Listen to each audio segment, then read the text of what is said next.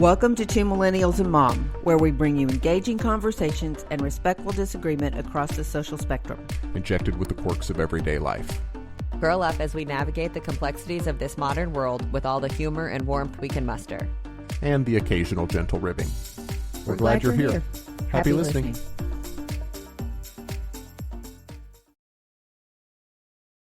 Hey, chillins. We're here 2 days before New Year's, and we're going to talk about resolutions and goals. So let's get started. Hello. Howdy. How are y'all? Good. Sleepy today, but doing all right. I just chugged about 12 ounces of iced coffee, so I should be okay here in about 10 minutes. I just realized my water is across the room. Yay. Uh-oh. So let's talk about resolutions. Do y'all make resolutions? Not really. Callie's making faces. I don't really make resolutions. I feel like they're such a good idea in theory.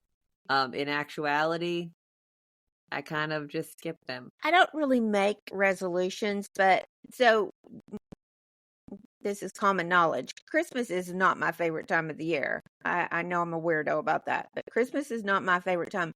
But I love the beginning of a new year. It just feels like you get to start over, you get to look at things. I usually take a week off between Christmas and, do some things that I want to get done and just make some lists. Like last year I did things that I wanted to accomplish, not resolutions, but things that I thought were important for me to kind of focus on. I did 24 in 2024. Y'all said that was a lot, but, and obviously I did, it's not like I did a great job of planning them out. It's just where I wanted to remind myself to focus.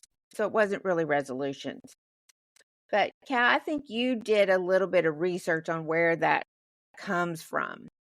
Why I did. So I just was curious. Like, I feel like, especially as Americans, we're good at taking ownership and claiming other people's traditions and things as our own, and oftentimes turning capitalism on its head and really, really marketing them to make it a thing rather than it actually being a thing.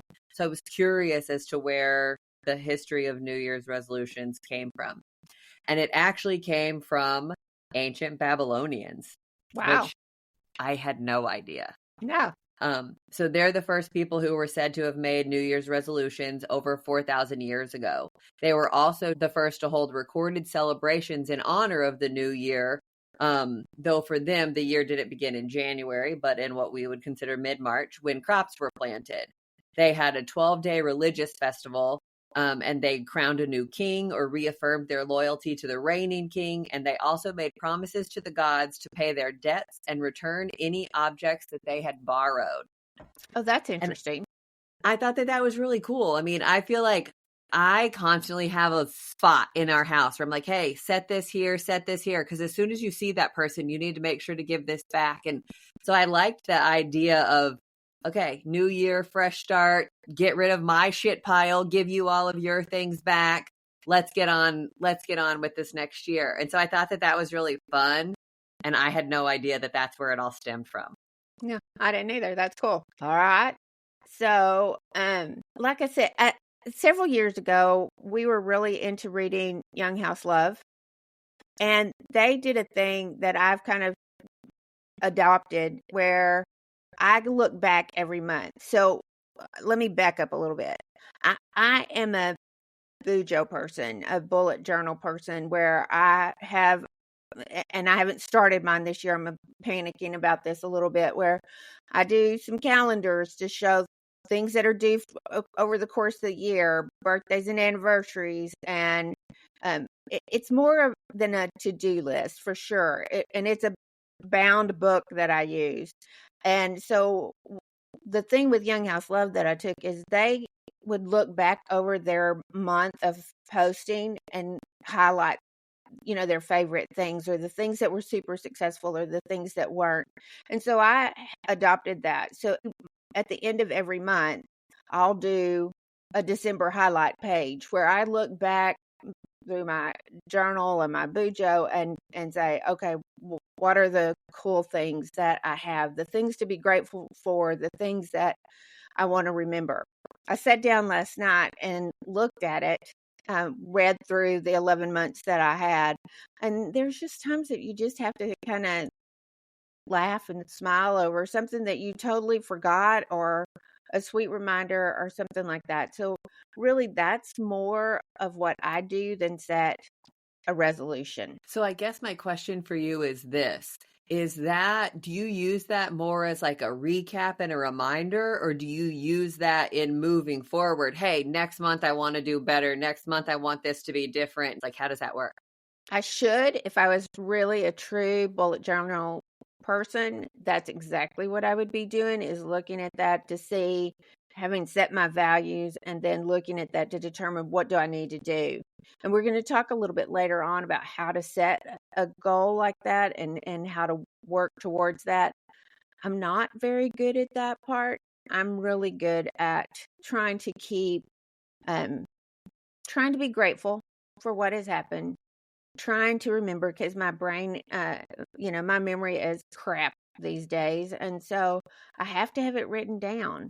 And sometimes that's, just where I need to go, is to look back and see what was going on and what the sweet things were during that month. Yeah, I really enjoy, I'm not a big social media person. I much prefer threads and the talking, like the actual text of it, than everything else. I'm not a photographer. But I really enjoy making Instagram reels. And so here in the last few months, I've started doing like a recap of what happened in the month of July and what happened in the month of September. And as I go, going through my camera reel and videos and photos and things, like, oh, that was fun. Oh, I forgot about that. And so I have these little recaps of each month. But again, that's why I asked, like, because they're just recaps. It's not like, oh, for next month, you need to do this differently. It really is just a recap. And so I was really curious about that. But I'm getting excited about doing I think I'm going to do, instead of just a December one, I think I'm going to do a 2024 one for my end of the year, and I'm excited about that. That'll be fun. I found the audio for it yesterday with Mom, and I'm super excited, and we'll talk about that later, but I'm excited. Okay. Cole, what about your resolution? I'm not a very goal-oriented person. I feel like this is the millennial in me, where like I need that instant gratification, and so like if there's something that I want to work towards, then I'm just gonna set like a deadline, wait until about 10 minutes before that deadline, and then do everything in that 10 minutes. I have seen you do things with planning in mind. Yes. And if there is a big thing that I'm going to take on, then I in that case, I am a planner, but I am not a goal setter in that planning methodology.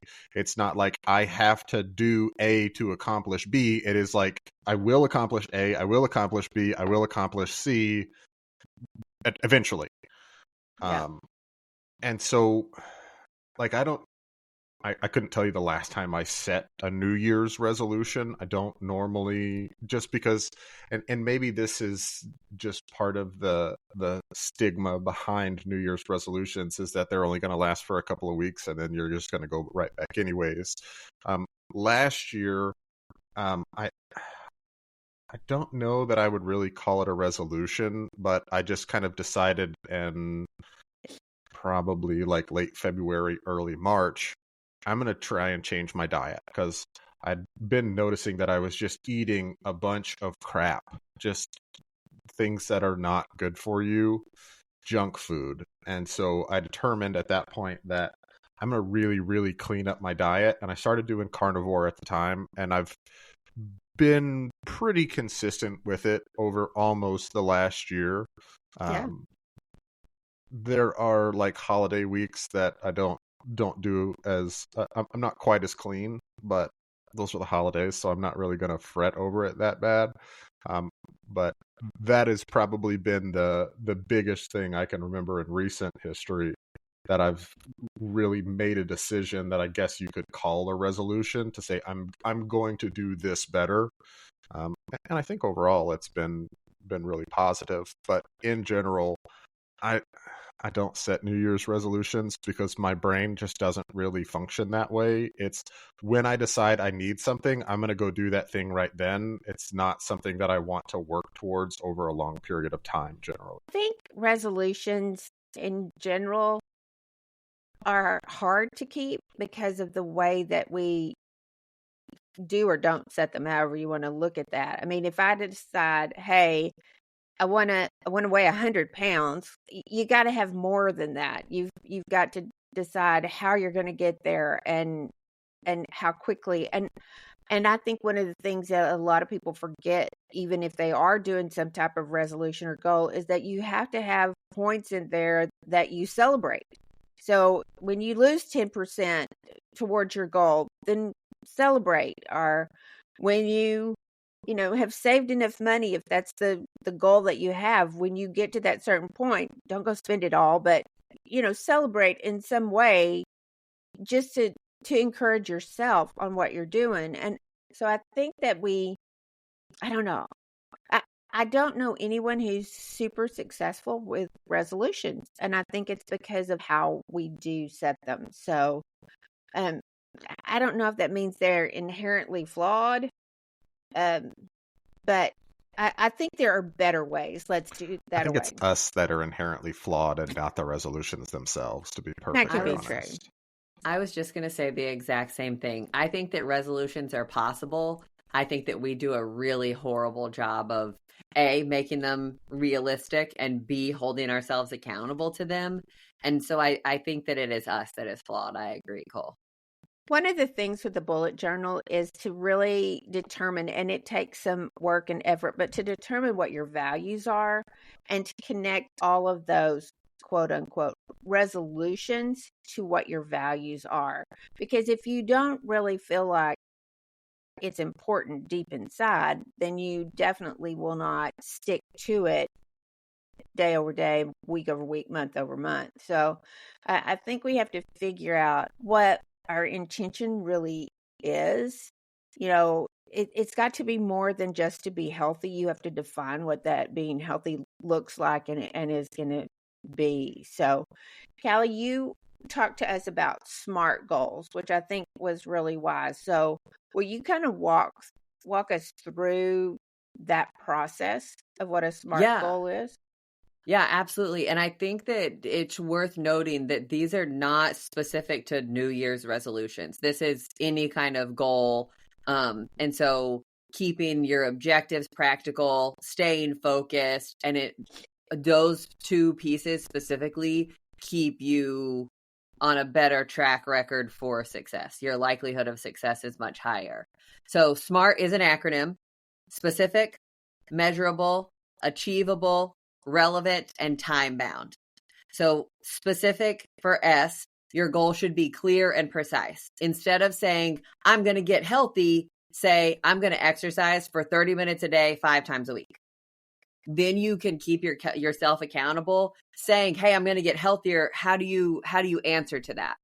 Yeah. Oh, well, I had a salad last week. I mean, it had 6 pounds of dressing on it, but I mean, it's not quantifiable. So make your goal specific. Number 2 is M, the second letter. I guess it's not a number. M is measurable. You should be able to track progress or measure success. Example, I'm going to lose 10 pounds by March 1st. There's your measurable target. You know what you weigh today. You know what today's date is. Now, we're sitting here recording this on December 29th, having a goal of saying, hey, I'm going to lose 10 pounds by January 1st is ridiculous. That's horribly measurable. But the A in all of this is achievable. Goals need to be realistic and attainable given your resources and constraints. So could somebody lose 10 pounds by the 1st? Maybe. Would it be healthy? Probably not. Please don't. This is not advice. Don't do that. But so setting a goal to run a 5K in the next 3 months is much more achievable If you're starting from, I mean, there's like the couch to 5K activity and things like that. If you're starting from, hey, I'm not a runner versus I'm going to run a marathon in 2 weeks, that doesn't make sense. I can barely walk to the refrigerator, kind of thing. You're definitely not going to go be able to run 26.2 miles in 2 weeks. So making sure that it's achievable. The R is for relevant. Your goal should align with your broader ambitions and priorities. If your overall focus is work-life balance, a relevant goal could be schedule 2 non-work weekends each month. So that makes sense for you and what you're trying to achieve. And it's not, the goal isn't to have better work-life balance. It's specific, it's measurable. Hey, I screwed up last month. I didn't do a great job with this. I should be able to achieve this because I am not underwater and I have done a better job of delegating and prioritizing things. It's a relevant goal. And then the T is time bound. Your goal needs to have a deadline to create urgency and motivation. So example, I'm going to save $1,000 by June 30th for my vacation. You can watch all of that and you have something to work towards. It's kind of like we said a second ago. I'm going to run a 5K in 3 months. You have 3 months. That's just math. There's nothing subjective about that. There's no gray area. That's your time frame that you're going to set. And so when you can take those considerations into account, you're increasing your own likelihood of succeeding at those goals. So this could be anything from I want to be a better wordler to I want to be a better employee or a better manager, or I want to be healthier, and how to break those down into, I'm a big fan of what I like to call bite-sized chunks. We can do hard things. We can do all of these big things, but if we try and eat the entire monster all at one time, it doesn't work very well. So breaking those things down, I think, is really helpful. You mentioned something, and you talked about putting it on your calendar, mark in 2 weeks, So say that the idea is to spend more time with family, that you really have to pre-plan that. And so, I mean, yes, that could be a resolution or a goal, but you have to also make sure that you're taking steps towards it in advance. So you do have to kind of plan those. I think one of the things, and it was because I had a partner in this, but one of my things for 2024 was that I would get out and walk 2 miles 3 times a week. I'd spend 30 minutes walking 3 times a week. And even though Callie and I are in different cities, we would get on our phones and we would get out at the same time. I looked forward to it because it was my uninterrupted time with her that we just got to gab and yak and do whatever while we were walking. And we pushed a little bit, our goal, we started out Callie, I swear it was probably close to 17 minutes a mile. Mm-hmm. And we got it down to in the 14s, just, as long as we didn't get our phones out to check something, we did really good.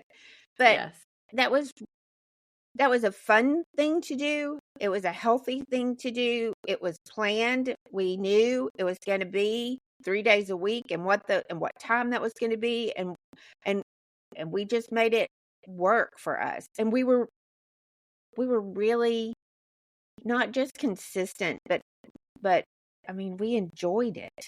So it was important to us. Yeah, and I think that it gave us a really good opportunity to hold each other accountable. Hey, Callie, you said we were going to go at 7:30 on Wednesday. You said you were going to get up. Oh, shoot, I overslept. I didn't set an alarm. I'm coming. I'm coming right now. Yeah. And I can't remember there ever really being a time where it's like, oh, I just don't want to, or, oh, this is too hard. We had an alternative plan if it was raining outside and how that was going to look and all of this. And so we took all of those barriers, again, in bite-sized chunks and said, hey, we're going to remove that one and this one by doing this. And so it helped set us up for success because we had a plan. It was completely achievable for us. And we were accountable to each other. Yeah. We also kind of started a deal that was awful. We had fun with it initially. It kind of fell off, but we started where 1 month we would do one specific thing. Like we did wall Pilates for a month. And again, we did it together, and it was kind of like, and I say we did it together. We weren't on the phone with each other, but I would go start mine. And when I got finished, I would say, hey, I did my wall Pilates. And she goes, oh, I did my, so there was still some accountability there. And we could say, oh, that leg thing was really hard this time. And we, we struggle with it. And then the next month we chose something different and did that. And really, we started doing planks. Yeah. The second or third month, and we said, okay, we're going to do plank every night.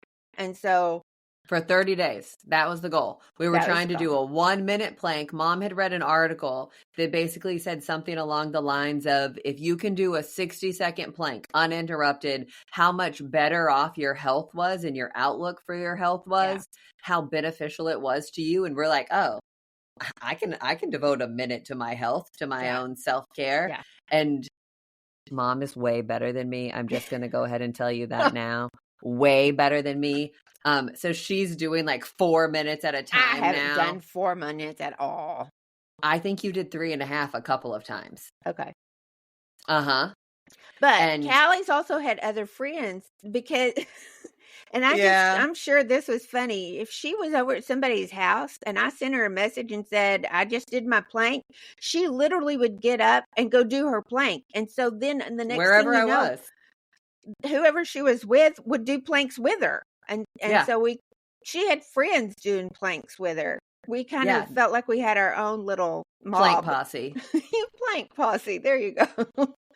Going on. I'm going to nerd out here for just a second because this is really reminding me of part of a book series that I'm reading right now. There are oaths that some of the characters make, and one of them really sticks out to me. The oaths are life before death, strength before weakness, and journey before destination. And so the way that y'all are talking about these goals, to me, really seems to exemplify that last one, that y'all are prioritizing the journey itself and not the destination. And I think that has helped y'all maintain and get to those goals. Because while the goal is, walk 30 minutes a day, 3 or 4 times a week, that's not what you're focusing on. You're focusing on what you have to do that. And I think I like that. That's really interesting and a great way to kind of exemplify what you're talking about with the SMART goals gig, is how you have this large overarching goal, but the way you get to that is to prioritize the journey and not to prioritize the goal itself. Yes. Good job. So I saw a deal probably about this time last year that has been like an earworm floating around in my brain. And it was Jesse, I think it's Eitzler. I'm not exactly sure. He is married to Sarah Blakely. He's a motivational speaker and entrepreneur, but he put something out about this time last year, I want to say on LinkedIn, that I thought was really, really fascinating. So I'm going to read that to you guys really quick. It's these 3 things to do to change your year. Number 1, put a mini adventure on the calendar every 8 weeks. Something that you wouldn't have normally done, like going camping instead of staying home and watching football one weekend. If you do that by the end of the year, every 8 weeks, you'll have 6 experiences that you wouldn't otherwise have had by the end of the year. 1 every 2 months, some adventure, mini adventure. It doesn't have to be costly, just a mini adventure. Number 2 is adding a new winning habit every quarter. So you have 4 total that you're working on for the year. Instead of putting pressure on yourself to become a brand new person on January 1st, focus on implementing 1 at a time. I heard somewhere years ago, somebody had mentioned that it takes 21 days to form a new habit.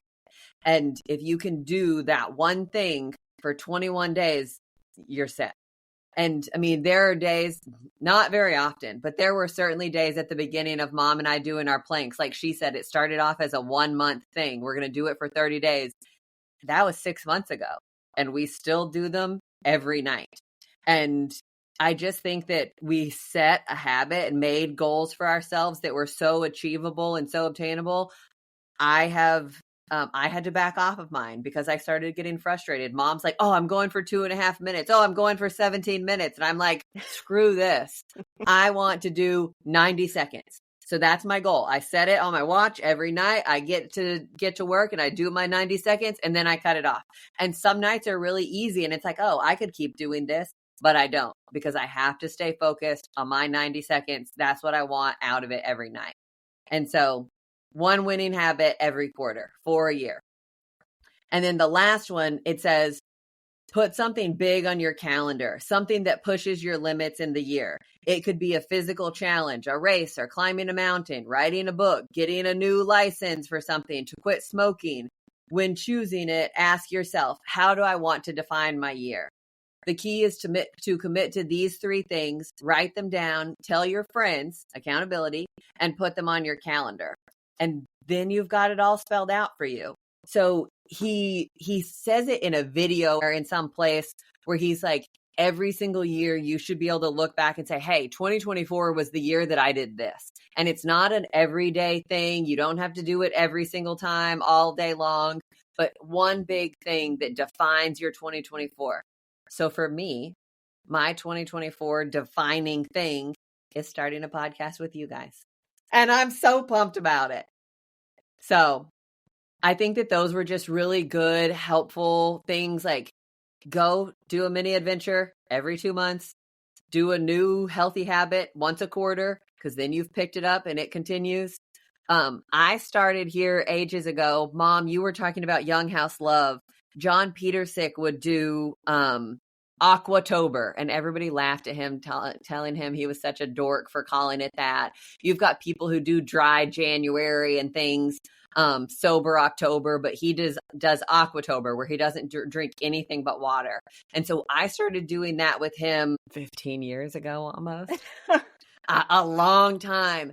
And then now Cole and I were talking about it earlier this week. I only drink water. I don't drink hardly anything else. And so Aquatober rolls around and I kind of chuckle inside still. But that was my little habit of, okay, I'm just going to do this for a period of time. And it has rolled into this big, huge, life-changing thing. I mean, Mom and I were out walking the other day and it's like, oh, I can feel it. I can feel it right here in my gut. I haven't drank enough water today. I need to go chug some water. And just, again, small bite-sized chunks that are totally manageable that we can all, there's no reason that we can't keep up with those things. So what would your big thing be this year? 2025. Give me some ideas. This one's going to be, I feel like, really hard for me. And I'll need to sit down and look at trying to use the SMART methodology here. But for a long time, I've wanted to write more. Great one. And I don't know how to do that. And I don't necessarily want to say I want to write a book this year, but I would like to start working towards that. I'd like to start setting aside a little bit more time to kind of brainstorm, because like I don't want to write a self-help or something nonfiction. I really want to come up with my own story and write something there. And I just get so distracted all of the time. But I think if I can organize it a little bit better and set aside a specific allotment of time, maybe each week, to just go in and write, I think that's something that I would like to try and get done this year. I'll have to look and see, because I can't remember who said it, but she was a professor and for journalism, and she said you should write 3 pages every day. 3 pages. It doesn't matter what it's about. You write 3 pages every day.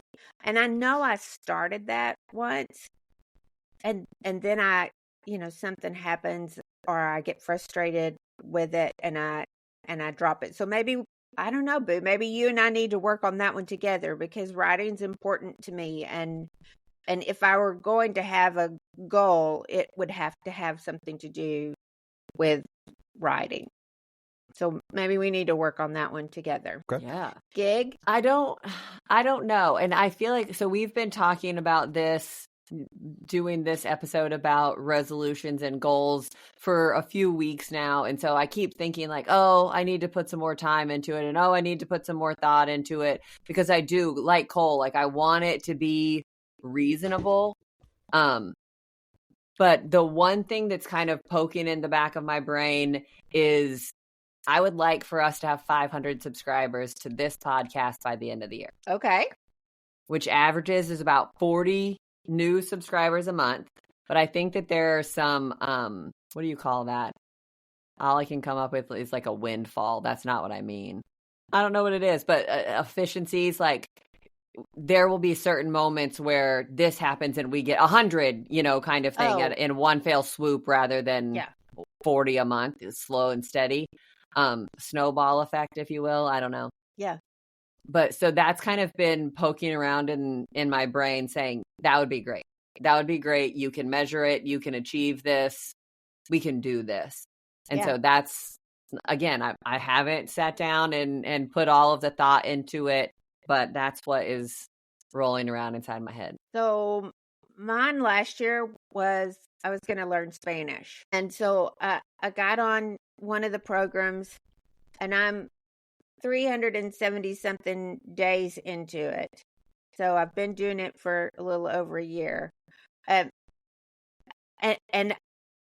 my vocabulary is sort of good. I can read it most of the time. Your vocabulary is much better than it was when you started. Much better than it was. I mean, and I will say, I get really excited if I go out in public and I see something in Spanish, whether that's a billboard or we went to the Tractor Supply, and everything in Tractor Supply is done in English and Spanish. And so I got so excited that I knew the dressing room was here or the baño was here. But I want to keep with that goal because I still feel like it's really important. But I think I'll find a different method to go towards it. So that's mine. One of the things that I really want to do or think is important is to take some time. I mean, whether that's I would like to have dinner parties 2 or 3 times a year. And we do some of that, but I'd like it to be smaller, more intimate parties that, because coming to the table is important to me. So I want to do that and figure out how to do that. So I like it. Yeah. So I think there are things that we can do, and I'm not going to sit down and say for January 1, these are my resolutions, because I just don't feel like they fit that profile well. But I'm going to write down things that I can go back to. I want a list that I can start with and go say no.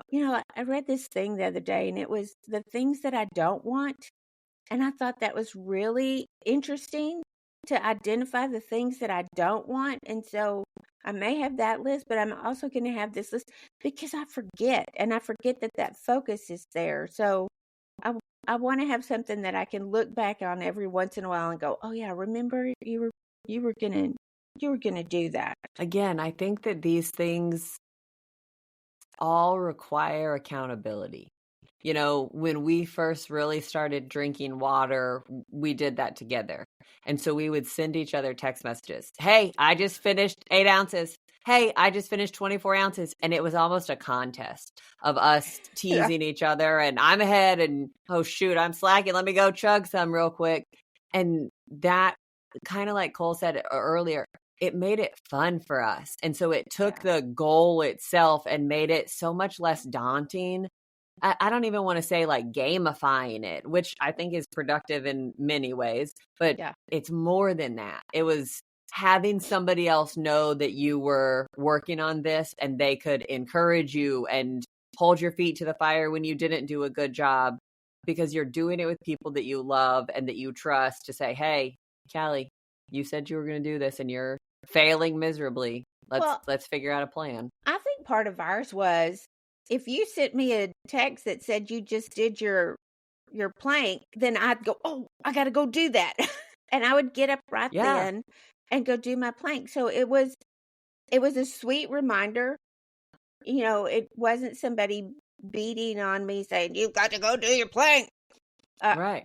It didn't have guilt associated with it. It was just a sweet reminder for me to get up and do my 1.5-minute plank. I mean, it's like you said, I can give you 1.5 minutes of anything.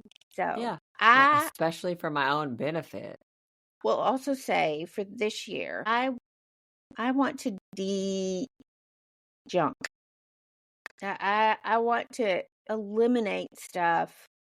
And I have to tell y'all, my sister told me about a family that went to the Amazon warehouse. And apparently you can go to the Amazon warehouse and you can buy this 4-foot by 4-foot box. And it's Pallet. full. She didn't say it was a pallet. She said it was a box. It It's a is. pallet. It's a pallet sitting on a box sitting on a pallet. For $100, and it's all returns. You don't know what's in it. You don't get to look in it. But for $100, and what they did with it, they took it back home, and that was their Christmas. They had a great big huge family, and so they opened that box, and it was like, oh, here's this, and so said, oh, what that? Now I said something. I thought it was funny, and I said something to my children, and they both went, "We do not need any more junk in this house." So any of I our don't houses. I don't get to have an Amazon box, but I am going to eliminate stuff, and I'm going to try to do it with recycling and with, what's the word I'm looking for? Responsibly, not just dump everything into the landfill. I do have a neighbor who would do that for me because he has a business called Mean Green Junk, I think is what it is. And he has a big trailer that he just goes to your house. He'll come to your house and he'll empty all of the junk that you don't want and take it somewhere. But that's my last option. The problem is that we have determined that you are much more nostalgic and sentimental than either of us are. You blame it on our generational traits and characteristics as millennials. That's true. And maybe that's part of it. But, Cole, there is, I think, 3 paper bag, like shopping bags in the living room right now at Mom's house full of VHS tapes and cassette tapes that she has saved for you to go through because we are recycling them. Throw them away. That's what I said, but Top she's Gun nervous. is in there. I just want you to know. Okay. I don't have a DVD player. I own it digitally. It's not a DVD. It's a VHS. I don't even have a VHS player. I couldn't watch it if I wanted to. Yep. But she wanted to confirm with you that she has these for you to go through. I kid you not. There were, Cole, how many, Mom, were there? 100 cassette tapes. I get that you have a VHS player. I also have a VHS player. It's a DVD one, so it's not quite as bad. But we don't need these things. We just don't need them. But here's the deal. You rag on me all you want to, gently rib me about this. But when we moved here 17 years ago, those went into that compartment, and they haven't been touched since. And so they weren't in my way. That's why the ragging. They weren't in my way. They're not mine. They belong to my family. And so, but we're going through them. Yes, we are. I will say, I told Mom earlier this week, I said something along the lines of, I think that we as a society, as a culture, have become so good at storage that we have forgotten and given up on actually sorting and being selective with the things that we keep and what is important. And so we've done such a bad job at doing that, at being selective and keeping things that are only important to us, things that we use, that we have just, we're treating the symptom, not the cause. I will just say, want to get rid of it all. I feel like I'm more nostalgic because I've lost more family than y'all have. And so I feel like that probably drives plays into it. Yeah, drives some of my nostalgia. I mean, in going through all of that stuff, I found a letter that my mom wrote. My mom's been gone for 40 years. a letter that she wrote in 1977 for her mom's birthday, talking about the kind of woman that her mom was on her 62nd birthday. So I'm now older than my grandmother was when my mom wrote that letter. I didn't even know it was there. I don't remember ever seeing it before. I didn't even know it was there.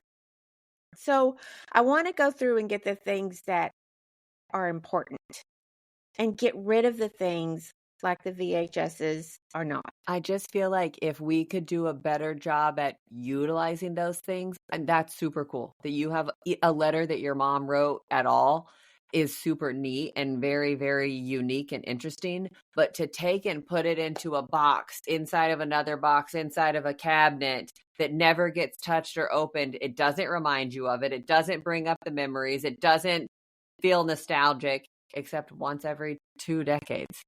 So how do you do it? I mean, I think that depends on the item, right? That's You kind could of a different put podcast, it into I a guess. frame and yes.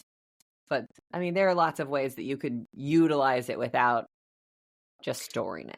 So some people define their coming year by word. So I guess mine is going to be purge. We're purging. So what would y'all have? Yeet. Oh, I love that one. Yeah. I think mine is settle. I want to get everything in its place. I want to get everything running smoothly and properly. I want the machine to be oiled. I want it all to work really well. I don't need to add new stuff. I just need everything to be settled. Yeah. I like that. So, okay. If animals made resolutions, what would they be? What would Hollywood's resolution be? I think Hollywood would probably have 3 resolutions, and they would probably be the same every year. And the first one would be roll in the grass more, Not bad. eat more. I was thinking he needs more scraps. He does not need to eat more. He's a chunk. But he thinks he does. Yeah, he is no longer Hollywood. He is now Chunky Wood. Yeah. But and then the third one would be get more butt scratches. Oh yeah. Because who doesn't want more butt scratches? Yeah.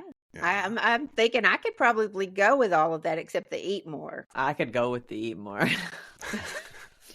I'm just saying. I'd be completely content with that. That boy is thick. Yeah.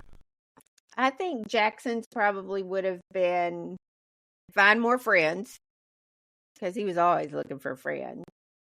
Find a way to get even closer to mom than I already am right underneath her feet. And get that damn squirrel. Yeah. He did have a squirrel nemesis that he would do. So Callie, does Juanis? Oh gosh. Juanis is probably spend more time anywhere else that isn't with my parents that's fun because we're convinced he hates us. Like you can't even start like packing him up to take him somewhere or you packing up to go somewhere without the dog getting squeaking, just getting exorbitantly excited and then he comes home and he's like, oh hey, you're like, damn, he hates us. So I think that would be one of them. He does not. He doesn't like us as much as he likes every other stranger in the world. I mean, he likes us, but he definitely likes everyone else better than he likes us. And then what else would he do? I don't even know. He would probably make new friends, make more friends. Yeah, he's a friendly boy. His friends tend to come with treats. Yeah. And so, I mean, he can't even see the neighbors outside without streaking over to the fence. He can't even go outside without streaking over to the fence to start crying because he knows that they'll come with a treat. And he just loves people and he loves treats. And yeah, he's such a weird little dog, but we love him. Yeah, he is. So one more thing that I wanted to kind of chat about, Cole, you were talking about writing earlier, not being really sure about how to do that. But I have seen several different things online of people using ChatGPT to map out paths to achieving goals. And it could be something as simple as, hey, I want to teach me how to become a coder, a software developer in 6 months, and make me a plan.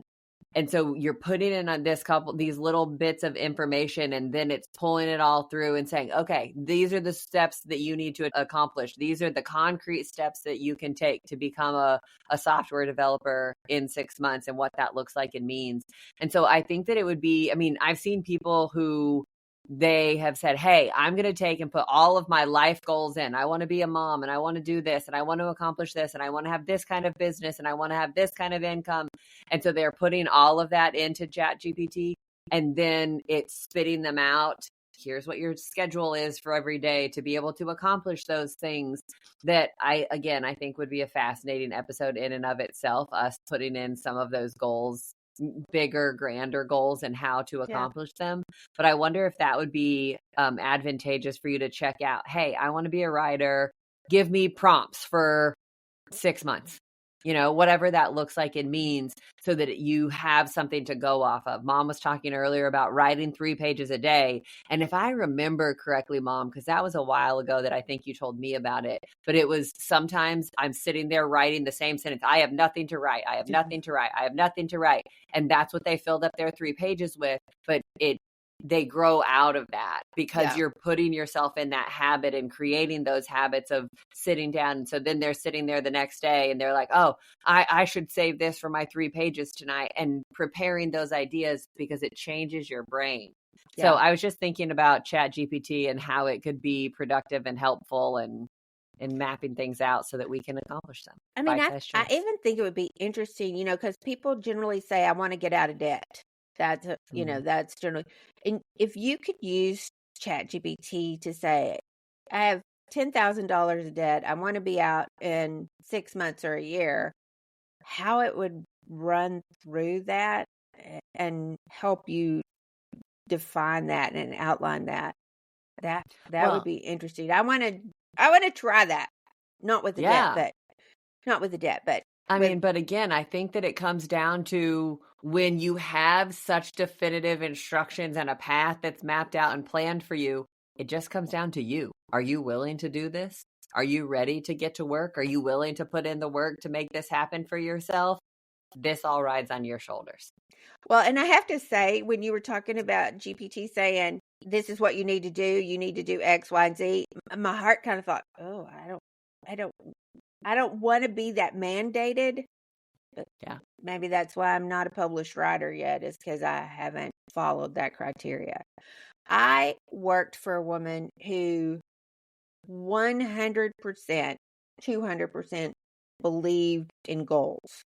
And I know that she sat down on a regular basis and outlined what her goals are. And you could watch her meet them. So there is definitely benefit, but you really have to buy into it and be convicted of it. Yeah, you have to buy into it, but you also have to design those goals and the process to achieving those goals around yourself. What works for me may not work for Callie.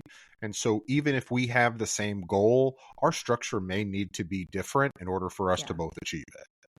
That really is one of the things. And if you don't know anything about the bullet journal, I would certainly, writer Carol wrote a book. It's well worth reading about, and it's about determining what your values are and living the life that you want to live based on those, and how to incorporate your everyday into those. And it does come with reviews. Cole, you wouldn't like it because it does weekly and monthly and quarterly reviews, which I've never been super good at, but they're there. And the idea behind it of doing it based on what your values are, what my values are versus what your values are, it makes total complete sense to me. So, okay, Cal, you've got a weird thought for us about Amazon. About Amazon? You want to do that one? Yeah. No, I like the other one better. Okay. So we were at the doctor's office the other day, and had to use a blood pressure cuff to get a reading. And every single time I am around a blood pressure cuff, I am in a blood pressure cuff, I am thinking about a blood pressure cuff, there is one on TV, if it is brought up in any capacity, I immediately, for those of you on YouTube, you're welcome for the video representation that you're about to get. But I immediately start trying to like think about flexing it off and seeing if I can break through the Velcro of them.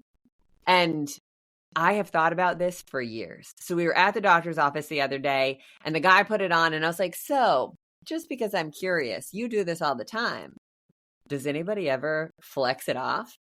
And he didn't answer me, which really kind of ticked me off. He kind of gave me this roundabout thing. He's like, well, that's not the best case scenario. And it wouldn't give you a correct and accurate. I know that, man. I just want to know if I can break the Velcro. Does it ever happen? Does anybody ever do this?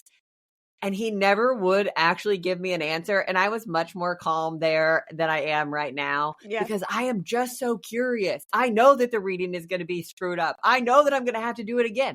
I just want to see if I can do it. This is my world's stupidest goal. Callie does not have huge guns. So oh, come on. No, they're not. I mean, the possibility of this seems very slim for me, but the fact that you're fascinated by the idea just is hysterical to me. Maybe that can be one of your goals this year, Gig, is you can build up those pythons. Get swole enough to flex off the cuff. Yeah, get you some Hogan curls going on. I think we need to do some research and see if we can find somebody who does it. You know, we used to, what were those guys that Team Impact. Team Impact. I bet somebody at Team Impact, Trey at Team Impact could probably do that. We should do a little bit of study on that and see if we can find somebody who flexed the blood pressure cuff off. You have 22-inch arms. Can I put this blood pressure cuff on you real quick? Not going to be weird at all. And it really doesn't even have to be me. I just want to watch somebody do it. And every time I have one on, I'm like, oh, I could do it. And if I think I could do it, number one, I'm probably delusional. And number two, somebody can. I just am so curious. Cole tried to tell me, he really broke my heart the other day. And he was like, I'm sorry to tell you that I have more faith in the Velcro and the technology of Velcro than your muscles. And I was like, well, damn. I mean, he's not wrong. And that's a totally realistic expectation. But still, I'm so curious. I think about it all of the time. I could do it. When it starts getting tight, like that's when you got to go. That's when you strike. I have weird children. Hey, at least I'm strong in my mind. All right. Last night, while we were doing our plank and we were Instagramming because, you know, we need to entertain ourselves while we're doing it. For our 90 seconds. Yes. We ran across a post last night. Josie Balka is the original author of this. And so, Cal, I think you have it to read. It goes in line with what we're talking about. And I just think it's really good. So here's our good news story. It's really good. So I'm going to do my very best. We have a habit of ending this podcast in tears, which is not the goal. Maybe that should be our 2025 goal. Have X number of episodes in a row without crying. But I suspect that is not going to be the case. And I'm just going to run through this really fast so that hopefully I can save the tears. Okay. It's the end of December, and I'm writing a list in my notes app again. It has been 365 days since I wrote the last list of things I never got around to changing. I called them aspirations and resolutions, but they read like the rules on the wall at a public school. Work out more, spend less, sleep more, worry less, stay home more, go out less, read more, weigh less. For a girl who hates math, I'm going to spend a lot of time this year subtracting things from my life, making rules for myself like a coach, even though I've never made a single team. And I don't know what constitutes the year being my year, but I'm here, phone in hand, sure that this new year will be my year. Even though this past year I got to go swimming And I got to go on airplanes and hugged in the middle of my kitchen for no reason. I got to be in love and have a good friend and be a good friend. And I got to eat truffle fries. And I got to hold babies and find a mascara that I really liked. I got to talk to my mom on the phone every week. I got to care enough about things to cry about them. I got to laugh enough and make people laugh. I got to get greeted by my dog every time I came home. And I made it home every time. Isn't that something? I got to sleep in a bed and eat cereal for breakfast and make mistakes. I took the best everything showers and complained about how expensive the economy is and everything is these days. And I got sunburned and I found new favorite songs, but these aren't the things that are on my list of reasons that next year will be my year. And I don't know for sure that I'll lose 10 pounds or sleep more or worry less and save more money. But I do know that I'll probably accidentally do all of these other things again. And at the end of next December, I'll be sitting there with a better luck next time mentality after another beautiful year that somehow wasn't mine. That part about the subtracting from my life just grabs me. Yep. It did me too. And so I think that I'm going to toot our own horns for us really quick. I think that we're on to something with not having these big, huge, grand goals and resolutions and trying to be the next best version of ourselves starting here in a couple of days. I think that we are exactly who we're meant to be. And I think that we have plenty of room for improvement. But God, how lucky are we? How thankful am I for the year that I have had? That's not to say that there haven't been hard times and frustrating days. There have. But I'm alive. And I'm surrounded by people that I love who love me. And I have so much to be grateful for. And so instead of subtracting things and losing 10 pounds and figuring out all of the other, I just am really looking forward to all of the simple joys that I'm going to get to experience in 2025. And I'm just thankful. So maybe, Callie, our goal really should be to make Cole cry with us. I love that. I love that. Remember when on Smart, the third one, Achievable? You have a point. Yeah. A point. Okay, any last thoughts? Happy New Year! Happy New Be Year, kind guys. to yourselves. Be and be kind to grateful. yourself. Make the resolutions that mean something to you, and don't beat yourself up. Yep. Keep trying. Let them work for you, not the other way around. Yeah. Keep trying. Love you guys. Love you. Love you guys.